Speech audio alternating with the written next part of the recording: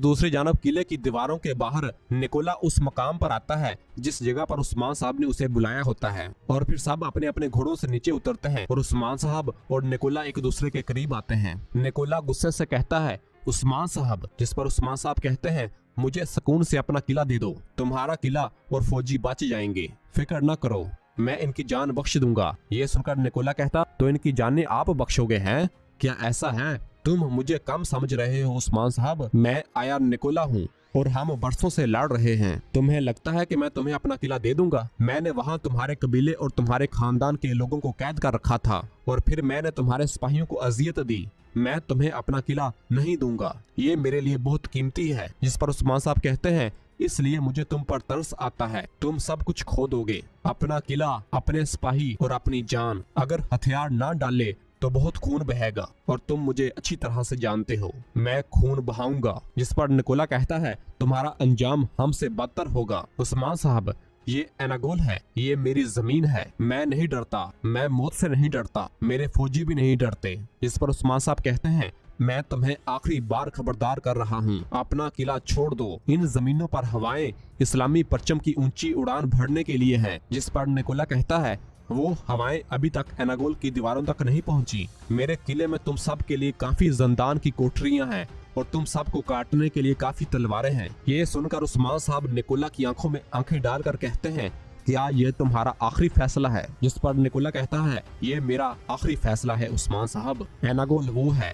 आओ और ले लो अगर तुम ले सकते हो तो। इस पर उस्मान साहब कहते हैं मैंने अपना फर्ज अदा किया, ए वल्लाह। और फिर कहते हैं हम एनागोल हासिल करने के लिए अपनी ताकत इस्तेमाल करेंगे, एनागोल अब इस्लाम की मलकियत है। यह कहकर वापस रवाना होते हैं और अपने घोड़ों पर सवार होते हैं। निकोला भी अपने घोड़े पर सवार होता है और वापस एनागोल की जानब रवाना हो जाता है। और फिर पीछे से उस्मान साहब अपने सिपाहियों से मुखातब होकर कहते हैं हम इन लोगों की औलाद हैं जो अपने घोड़ों पर सवार होकर उफ़्क तक पहुंच गए। अब तक हमने एनागोल का इंतजार किया, अब सरदारान को खबर भेजें, सिपाहियों को खबर भेजें, मंजीकें चलाएं, दरवाजा तोड़ने वाला आला तैयार करें और आखिरी बार अपने हथियारों को तेज करें। अब फतह का वक्त है। कि जंग से पहले उस्मान साहब ने जब निकोला को मुलाकात के लिए बुलाया था तो निकोला ने एनागोल किला उस्मान साहब के हवाले करने से साफ इनकार कर दिया था और उस्मान साहब ने कहा था ठीक है फिर लड़ने और मरने के लिए तैयार हो जाओ क्योंकि एनागोल किला अब इस्लाम का किला होगा। इस एपिसोड के आगाज में आप देखेंगे कि उस्मान साहब निकोला से मुलाकात के बाद वापस अपनी करारगाह की जानब आते हैं और वहां मौजूद अपने सिपाहियों के पास आते हैं और आकर सलाम करते हैं। हैदर अली साहब भी वहां पर मौजूद होते हैं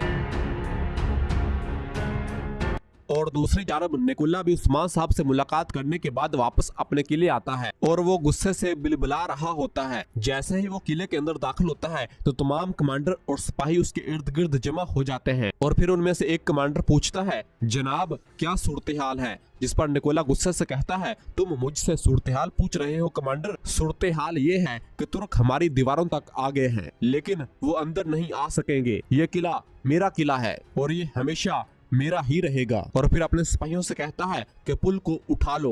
तो उसके सिपाही किले के अंदर दाखिल होने के लिए लगाए गए पुल को उठा लेते हैं और तमाम अपनी पोजीशनें संभालने के लिए भागते हैं। और इधर उस्मान साहब अपने तमाम सिपाहियों और सरदारों से मुखातब होकर कहते हैं सिपाहियों सरदारान, इस आलम में हर चीज अपने मुकर्रर वक्त का इंतजार करती है। एनागोल ने भी अब तक इंतजार किया है। जिस बीज को हमने बोया और देखभाल की इसे अब एक बड़ी चन्नार का रूप धारने का वक्त आ चुका है। ये चन्नार अपनी शाखें आसमान तक ले जाएगी। सिपाहियों सरदारान, या हम एनागोल हासिल करेंगे या शहीद हो जाएंगे। और फिर अपनी तलवार निकालते हैं और कहते हैं अब गज़ा का वक्त है, अब फतह का वक्त है, अल्लाह अकबर। और फिर तमाम सिपाही और सरदारान भी फलगो शगाफ अल्लाह अकबर के नारे बुलंद करते हैं और तमाम सिपाहियों के बुलंदो आवाज अल्लाह अकबर के नारे से एनागोल में मौजूद सिपाहियों पर हैबत तारी हो जाता है और वो ये आवाजें सुनकर खौफ में मुब्तला हो जाते हैं। निकोला भी अपनी दीवारों पर खड़ा होकर बाहर उस्मान साहब के सिपाहियों को देखता है और कहता है चीखते रहो, चीखते रहो, मैं तुम सब की जुबानें काटूंगा, सबसे पहले उस्मान की। और फिर रोमानोस कहता है ऐसा करने के लिए पहले गालिब होना जरूरी है। और फिर निकोला अपने तमाम सिपाहियों से मुखातब होकर कहता है तो तुमने सुना है, क्या तुमने सुना? ये तुर्कों की पुकार है। जानते हो वो मुझसे क्या चाहते हैं? वो मेरा किला चाहते हैं, वो मेरा शहर चाहते हैं, वो मेरे खून के प्यासे हैं, वो तुम्हारे खून के प्यासे हैं। ये सुनकर तमाम सिपाही खौफ से एक दूसरे की जानब देखते हैं और फिर निकोला अपना खंजर निकालता है और उसके जरिए अपने हाथ की हथेली को चीरता है और कहता है, ये पहली बार नहीं हुआ कि मेरा खून बहाया गया है और ये आखिरी बार भी नहीं होगा। वो बाहर हैं, उन्होंने मेरे किले पर नजरें जमा ली हैं। हम किले से तीर बरसाकर सिर्फ इनको अंधा नहीं करेंगे, बल्कि इनके बच्चों और खवातीन के फेफड़ों को भी छलनी कर देंगे। इनकी फौज कितनी ही मजबूत क्यों ना हो, चाहे इनके जंगी हथियार कितने ही मजबूत क्यों ना हो, चाहे वो कितने ही तबाहकुन क्यों ना हो, हम तबाह नहीं होंगे, हम नहीं गिरेंगे। हम में से हर एक इनके हजारों को शिकस्त देगा।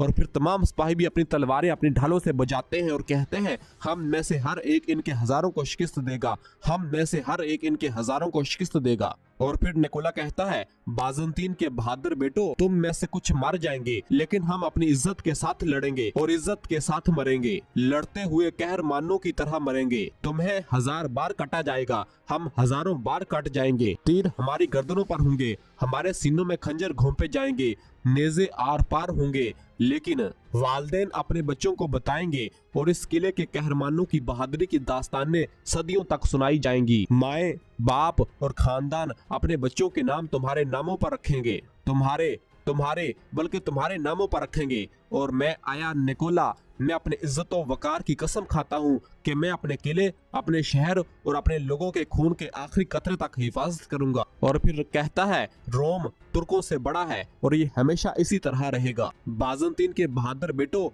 आज इन सरजमीनों से तुर्क नाम मिट जाएगा। और फिर अपनी तलवार निकालता है और कहता है, तुर्कों के लिए मौत। जिस पर तमाम सिपाही भी नारे बुलंद करते हैं, तुर्कों के लिए मौत, तुर्कों के लिए मौत, अजीम रोम जिंदाबाद। और किले के बाहर तमाम तुर्क सिपाही जंग के लिए मुसलसल तैयारियों में मसरूफ होते हैं। उस्मान साहब कहते हैं, हम दीवारों की कमजोरियां जानते हैं, जब तक हम एक सुराख नहीं कर लेते, हम दिन रात दीवारों पर गोले बरसाएंगे, बकिया मंजिकें मीनारों पर गोलाबारी करती रहेंगी, लेकिन जब हम सुराख से दाखिल हो रहे होंगे, मैं किसी भी कमान को हमारी तरफ मुतवज्जा करते हुए नहीं देखना चाहता। जिस पर बुरान कहता है, जो हुक्म हजूर। और फिर उस्मान साहब मंजीक की जानब देखते हैं और सिपाहियों से कहते हैं, चलो। और फिर तुरहान मंजीक के ऊपर एक वजनी पत्थर रखता है और उस्मान साहब जैसे ही उसे चलाने लगते हैं तो जैरकुताई की आवाज आती है और वो भागता हुआ उस्मान साहब के पास आता है और आकर कहता है, हजूर आप जानते हैं आकचा दरवेश ने बहुत मेहनत की, वो मेरी बाहों में शहीद हो गया, वो ये दिन नहीं देख सका। उसने दाऊद उस्ताद से वसीयत की थी, उसने कहा अगर मैं जंग में शामिल ना हो सका तो मेरी तलवार अपने साथ ले जाना। वो चाहता था कि ये तलवार पहला वार करे और उसे उस्मान साहब को पकड़ाता है। उस्मान साहब आकचा दरवेश के उस खंजर को देखते हैं और कहते हैं, भाई आकचा। और फिर कहते हैं, एक बहादुर चला गया लेकिन इसका नाम जिंदा है, जैसा उसने कहा वैसा ही होगा, चलो। और फिर जैरकुताई उस पत्थर को उठाता है तो उस्मान साहब आकचा दरवेश का वो खंजर उस पत्थर के ऊपर बांध देते हैं और फिर कहते हैं, ये आकचा चुबान के लिए, कोई चीज नहीं रुकेगी, बिस्मिल्लाहिर्रहमानिर्रहीम। और उस वजनी पत्थर को मंजीक के ऊपर रखते हैं और फिर अपनी तलवार बुलंद करके कहते हैं, अब वक्त आ गया है, सिपाहियों, भाइयों, और अल्लाह का नाम लेकर अपनी तलवार से रस्सी को काट देते हैं, जिससे मंजीक चलती है और वो उस वजनी पत्थर को उठाकर एनागोल की दीवारों के ऊपर फेंक देती है, जो कि किले की दीवारों पर आकर गिरता है और दीवारों पर तैनात सिपाही जहन्नम वासिल हो जाते हैं। यह देखकर तमाम सिपाही बहुत ज्यादा खुश होते हैं और अल्लाहु अकबर के फलगो शिगाफ नारे बुलंद करते हैं। और फिर इसी तरह तमाम मंजीकों से पत्थर एनागोल के ऊपर फेंकना शुरू कर देते हैं, जिससे एनागोल के अंदर अफरा तफरी मच जाती है और तमाम सिपाही अपनी जानें बचाने के लिए भागते हैं। और फिर गुंदू साहब और बाकी तमाम सिपाही बाकी तमाम मंजीकों के जरिए भी पत्थर एनागोल के ऊपर फेंकते हैं, जिसकी वजह से एनागोल के अंदर तबाही मच जाती है और तमाम लोग अपनी जानें बचाने के लिए भाग रहे होते हैं। और किले के अंदर मौजूद पादरी जब ये सब कुछ देखता है तो अल्लाह से दुआ मांगता है और कहता है, ए खुदा, हमें तुर्कों की गजब से बचा और रोम के हुक्मरानों की हकामत से भी। और फिर गुंदू साहब और बाकी तमाम सिपाही गोलों के साथ आग लगाते हैं और वो आग भरे गोले एनागोल के ऊपर फेंकते हैं, जिसकी वजह से एनागोल के अंदर तबाही मच जाती है। और फिर निकोला और रोमानोस भी बाहर निकलते हैं। निकोला कहता है, जहन्नम में खुश आमदीद उस्मान साहब, खुश आमदीद। रोमानोस कहता है, उस्मान कभी हार नहीं मानता, गलियों को देखो, तुमने देखा? निकोला कहता है, मैं देख रहा हूँ रोमानोस, मैं देख रहा हूँ। उस्मान सिर्फ इस आग को बढ़ा रहा है जो इसने जलाई थी, बस इतना ही है, सिर्फ इतना ही। मैं इसे और हर उस शख्स को जला दूंगा जो इससे मोहब्बत करता है। जब ये आग बुझ जाएगी, सिर्फ तुर्कों की राख बाकी रह जाएगी, सिर्फ